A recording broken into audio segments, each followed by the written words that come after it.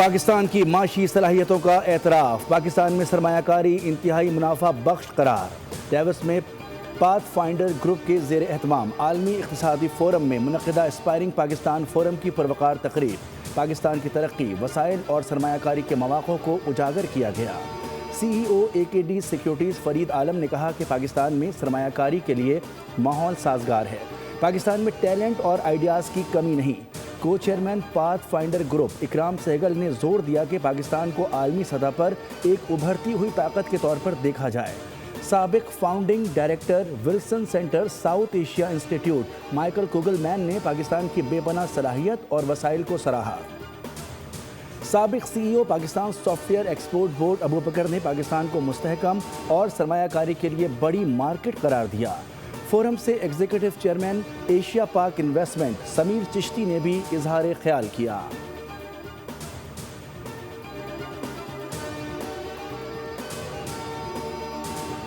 Our goal is simple, to promote Pakistan and investment in Pakistan.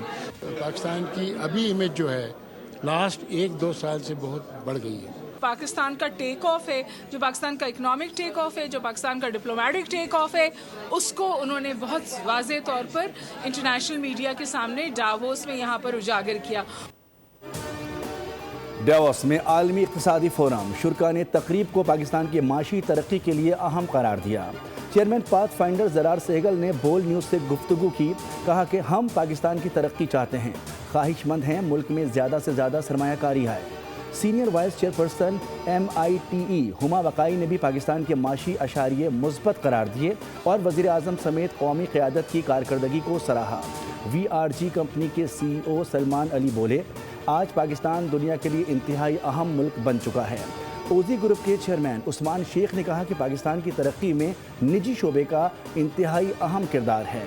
Switch company کے نوجوان chairman Hussain Shah نے پہلی بار عالمی فورم پر پاکستان کی نمائندگی کی، کہا ہماری کمپنی ایک پیمنٹ پلیٹ فارم ہے، ہم وزیر اعظم کے کیش لیس ویژن پر کام کر رہے ہیں۔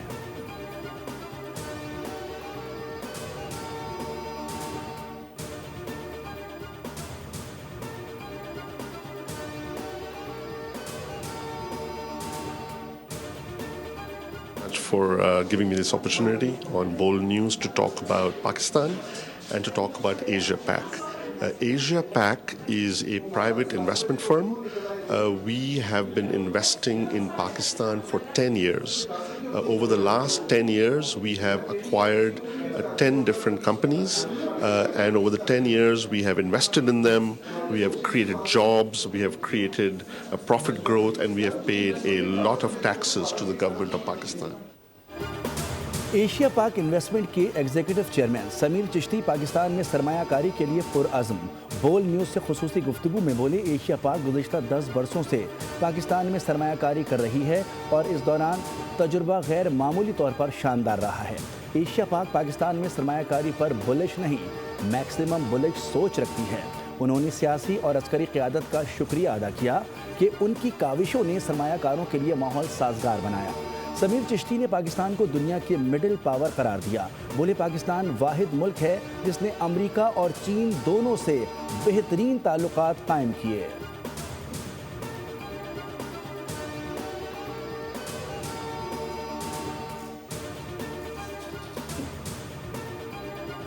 Is now moving forward with a sense of achievement and a sense of purpose.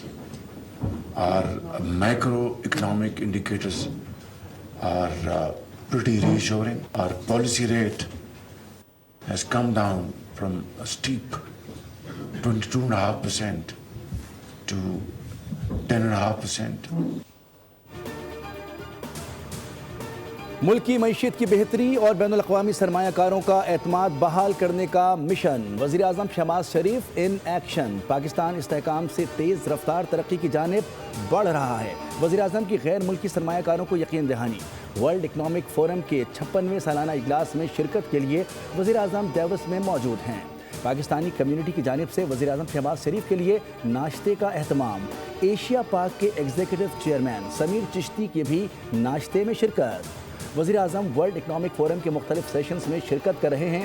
اجلاس کے موقع پر مختلف عالمی رہنماؤں سے ملاقاتیں بھی متوقع ہیں۔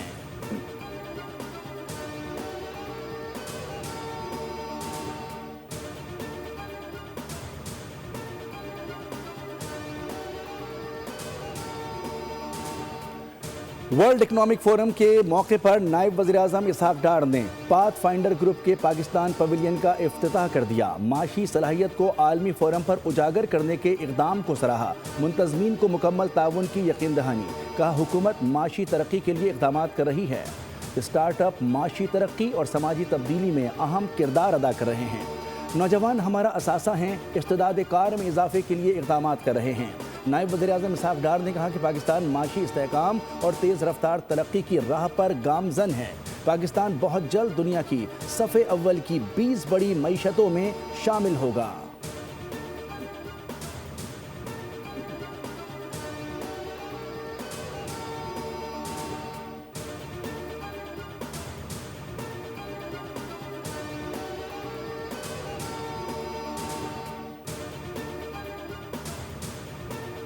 پاکستان نے غزہ میں پائیدار امن کے لیے قیام کے لیے ٹرمپ کے بورڈ آف پیس میں شمولیت کی دعوت قبول کر لی۔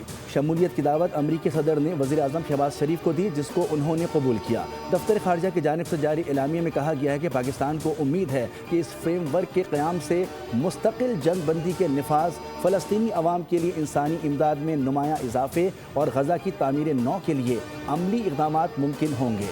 پاکستان سمیت دیگر اسلامی ممالک نے غزہ بورڈ آف پیس میں شمولیت سے متعلق مشترکہ اعلامیہ جاری کر دیا، جس میں 8 اسلامی ممالک کی جانب سے صدر ٹرمپ کی جانب سے غزہ بورڈ آف پیس میں شمولیت کی دعوت کا خیر مقدم کیا گیا ہے۔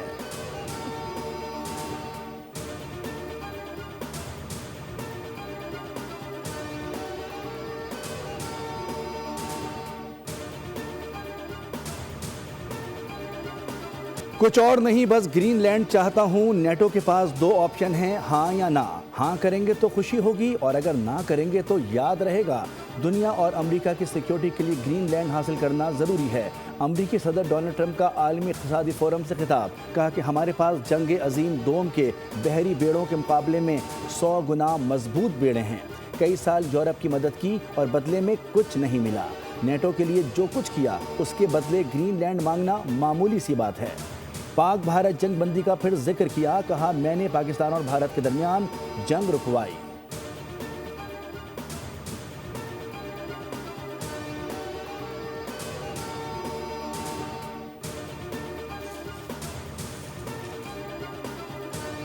گرین لینڈ اور ڈنمارک کے خلاف امریکی صدر ٹرمپ کی دھمکیوں پر یورپی یونین کا منہ توڑ جواب۔ یورپی یونین نے امریکہ کے ساتھ تجارتی معاہدہ معطل کرنے کی منظوری دے دی۔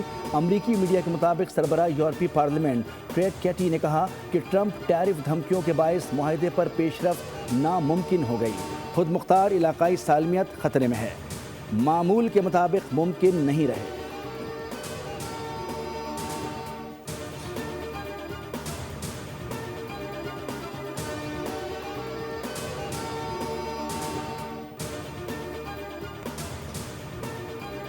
حکومت سرمایہ کاری کے لیے سہولت فراہم کرنا اپنی اولین ترجیح سمجھتی ہے۔ وزیر خزانہ محمد اورنگزیب کا نجی شعبے کو ملک کی معاشی ترقی کی قیادت دینے کے عزم کا اظہار۔ کہا پاکستان معاشی استحکام اور اصلاحات کے عمل میں پیش رفت کر رہا ہے۔ معاشی استحکام سے سرمایہ کاروں کا اعتماد بڑھ رہا ہے۔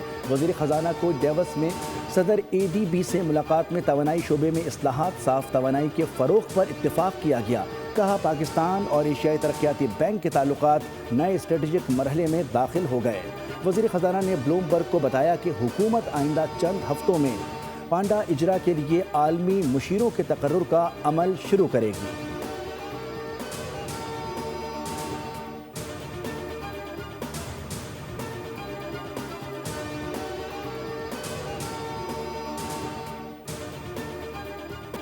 گل پلازا میں ریسکیو آپریشن کے دوران ایک ہی دکان سے مزید 30 لاشیں ملی ہیں۔ DC جنوبی جاوید کھوسو کے مطابق لاشیں میزنائن فلور میں کراکری کی دکان سے سوختہ حالت میں ملی ہیں۔ جاں بحق افراد کی تعداد 61 ہو گئی۔ Police surgeon doctor Sumaiya Tariq کے مطابق دوپہر تک 31 لاشوں کی تصدیق کی گئی۔ آج مزید 7 لاشوں کی DNA کے ذریعے شناخت کی گئی، تعداد 15 ہو گئی۔ ایک دکان سے ملنے والی باقیات 20 سے زائد افراد کی لگ رہی ہیں۔ فورنزک کے بعد ہی تعداد کا علم ہوگا کہ کتنے انسانوں کی باقیات ہیں۔ فائر بریگیڈ حکام کا کہنا ہے کہ آپریشن 70% مکمل کر لیا گیا ہے۔ SBCA حکام نے رمپا پلازا کو غیر محفوظ قرار دیتے ہوئے سیل کر دیا۔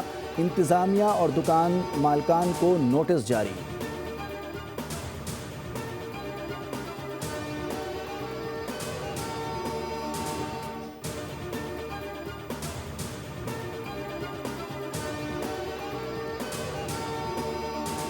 پیپلز پارٹی خواجہ آصف کی 18ویں ترمیم سے متعلق بیان پر ناراض، حکومت سے وضاحت مانگ لی۔ رہنما پیپلز پارٹی سید نوید قمر نے کہا کہ گل پلازہ کی آگ کو بہانہ بنا کر 18ویں ترمیم کو نشانہ بنایا جا رہا ہے۔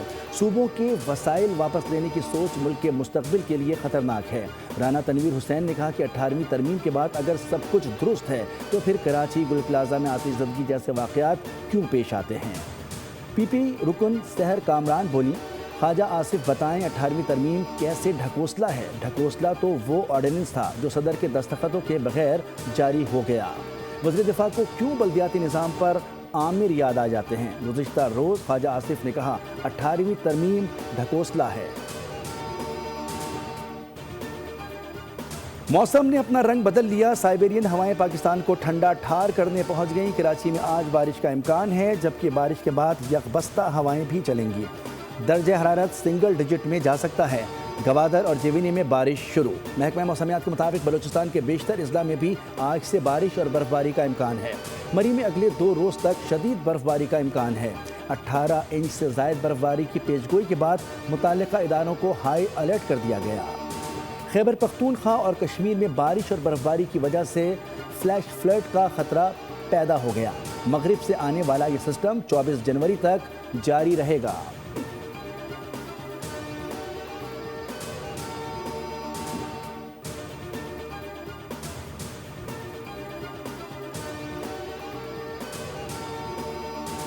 صنعتی پالیسی کا اعلان، IMF کی منظوری کے بعد کیا جائے گا۔ جیمز اور موبائل فون کی پالیسی لا رہے ہیں۔ وزیر اعظم کے معاون خصوصی صنعت ہارون اختر خان نے کہا کہ پاکستان تاریخ میں پہلی بار چھوٹی صنعتوں کی نمائش کر رہا ہے۔ میڈ ان پاکستان نمائش 24 سے 26 جنوری تک لاہور میں ہوگی۔ بجلی کی قیمتوں میں کمی کی گئی ہے اور مزید کمی ہو سکتی ہے۔ مائکرو اکنامک استحکام کے لیے حکومت نے زیادہ ٹیکس لگائے۔ ویکسین اور سولر کی پاکستان میں مینوفیکچرنگ کی پالیسی لائی جائے گی۔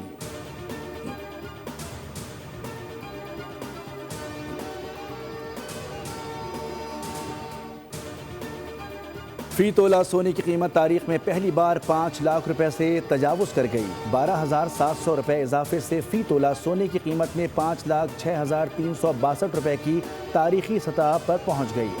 چاندی 64 روپے بڑھ کر 9,933 روپے کی ریکارڈ سطح پر پہنچ گئی۔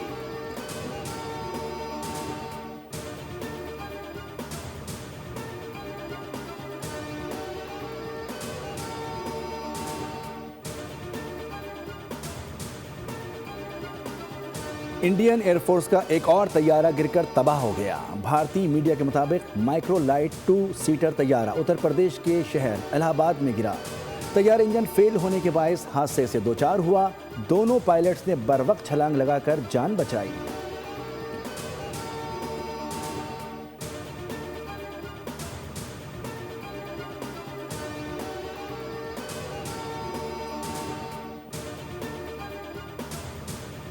ICC ایک بار پھر بھارتی دباؤ میں آ گیا۔ بنگلہ دیش کو آخری الٹیمیٹم، بھارت نہ جانے پر ورلڈ کپ سے باہر کرنے کا اندیا۔ کرکٹ ویب سائٹ کے مطابق کھیل کی عالمی گورننگ باڈی نے BCB سے کہا ہے کہ وہ بنگلہ دیش کی حکومت کو مطلع کرے کہ اگر بنگلہ دیش بھارت نہیں جاتا تو اس کی جگہ دوسری ٹیم لے جائی جائے۔ ICC کے الٹیمیٹم کے بعد بنگلہ دیشی حکومت نے بھی رد عمل دے دیا۔ بنگلہ دیشی میڈیا کے مطابق حکومت نے موقف اختیار کیا ہے کہ بھارت جانے کا سوال ہی پیدا نہیں ہوتا۔ ICC دوسری ٹیم کو ایونٹ میں شامل کرنے کی خواہش مند ہے تو کوئی اعتراض نہیں، ہمارے بغیر ہی ورلڈ کپ کرا لیا جائے۔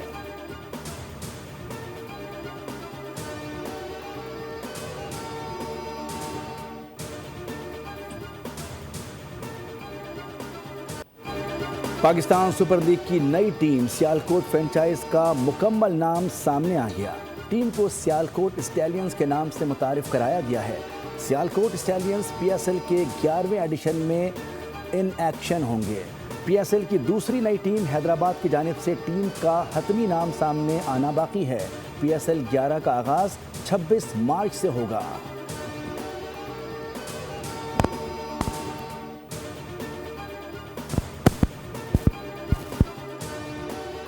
اور کراچی میں 50ویں قومی سنوکر چیمپئن شپ، سابق عالمی چیمپئن محمد آصف نے ٹائٹل جیت لیا۔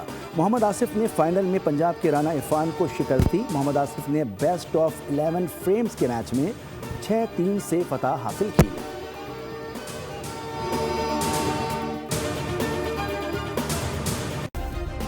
सब्सक्राइब करें और बेल दबाएं ताकि कोई खबर रह न जाए।